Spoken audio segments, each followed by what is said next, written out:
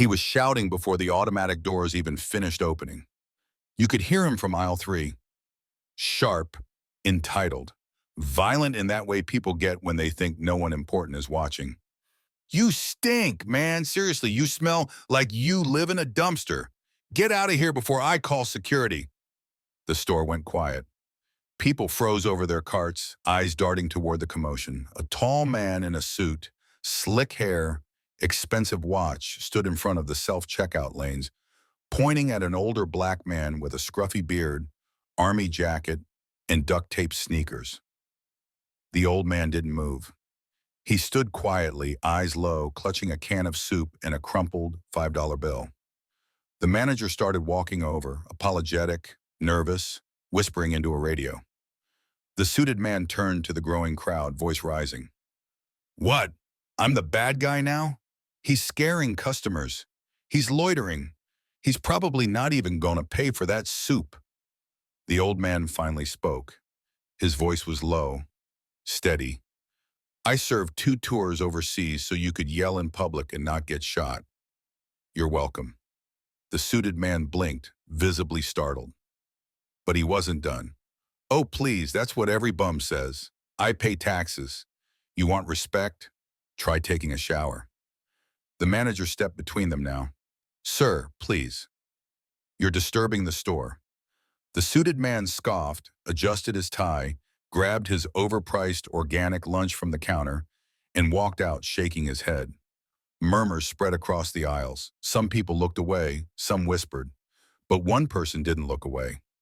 She was standing near the end of aisle 5, phone in hand, record light blinking.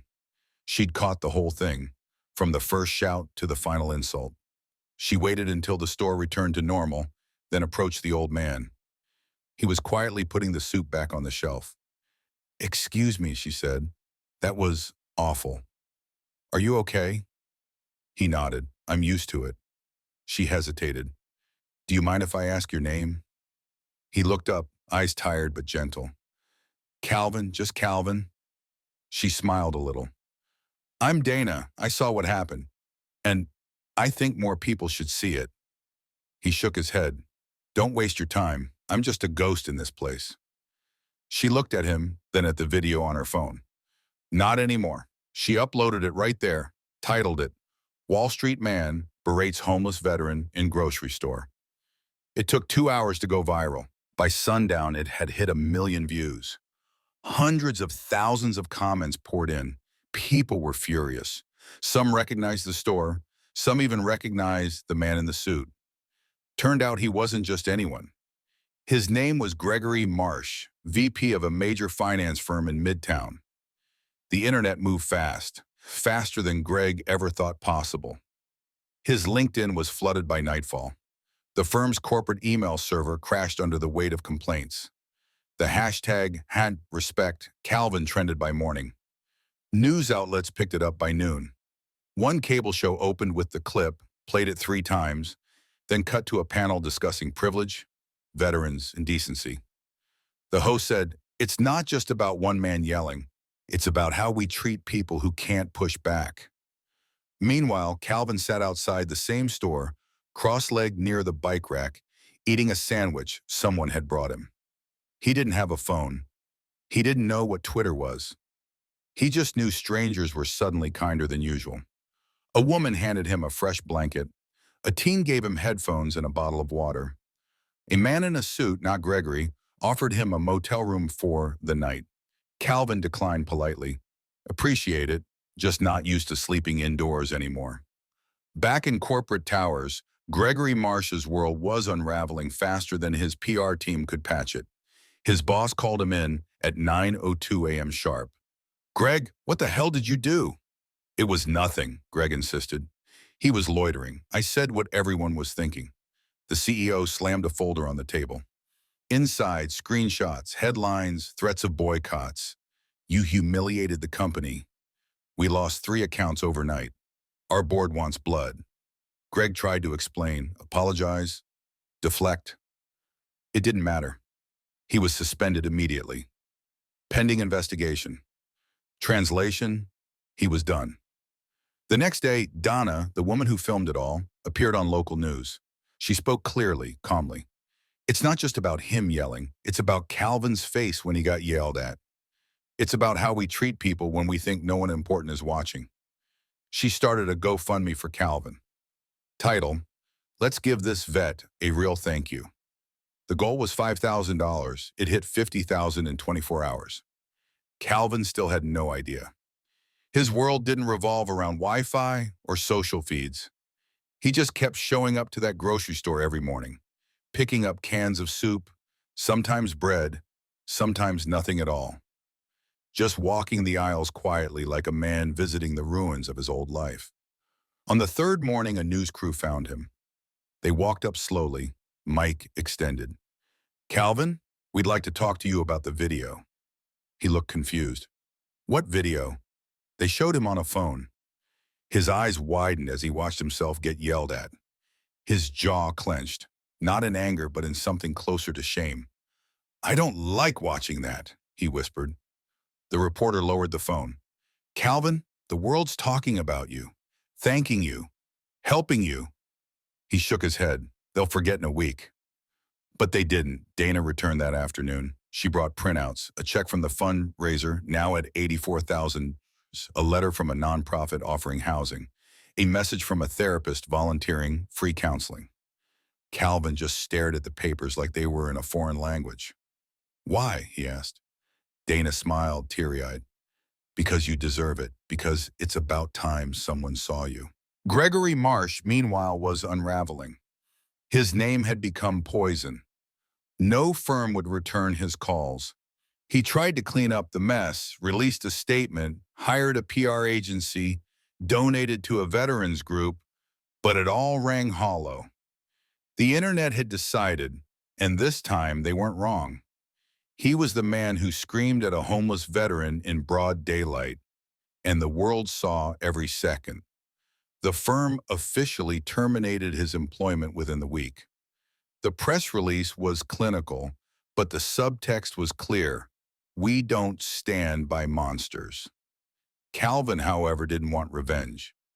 He didn't ask for Gregory to be fired or shamed or ruined. In fact, when asked by another reporter what he thought of Greg losing his job, Calvin said, maybe now he knows what it feels like to lose something. Maybe that'll make him better. It wasn't bitter, it was truth. A quiet, human truth. Calvin moved into a studio apartment within walking distance of the park. He kept it simple, a bed, a table, a chair, and a small American flag pinned above the kitchen counter. He didn't want extravagance. He wanted a door that locked and a roof that didn't leak. He got both thanks to the donations from people he had never met. His GoFundMe hit $220,000 by the end of the month. A local veterans organization helped him file paperwork for benefits he never claimed. The VA assigned him a caseworker, a doctor, and for the first time in 15 years, Calvin had medical care. His legs had long needed treatment. His back screamed at him every morning. But now, for the first time in years, he had relief. But more than the physical healing was what happened at every time he stepped outside. Strangers nodded at him, thanked him, handed him coffee, gloves, letters from their kids. One child, a boy no older than 10, ran up one day and hugged him tight. My dad says you're a hero, the boy whispered. Calvin had to turn away so the boy wouldn't see him cry. Elsewhere, Dana kept in touch. She visited often, brought groceries sometimes, but mostly just sat with him. Listen. He told her about the war, about the night he lost his closest friend to a roadside bomb, the day he came home and nobody was waiting at the airport, the job he lost when PTSD made him freeze during a fire drill, the couch he slept on until the friends stopped answering their phones. I didn't mean to fall, he said once. I just ran out of places to hold on. Dana nodded, silent. She didn't interrupt. His voice was gravel, worn and slow, but it never stopped telling the truth. 3 months after the video, a small ceremony was held at City Hall. Calvin was invited by name. The mayor gave him a certificate of recognition, a medal, and a standing ovation. He stood stiff at the podium, unfamiliar with applause. The applause lasted almost 2 full minutes. Dana stood in the back, hands clasped, tears running freely. In the front row, a woman held a sign that read, "Welcome home, Calvin." He saw it, smiled. After the ceremony, Calvin walked through the crowd shaking hands. A few people asked for photos, others just said thank you. Each moment felt surreal. For a man who had once been invisible, the light now felt almost blinding. But he took it with grace. The next day, Dana posted an update online. A photo of Calvin holding his certificate, smiling in front of City Hall. The post read, "From forgotten to honored. Calvin is proof that dignity can be restored, one human moment at a time."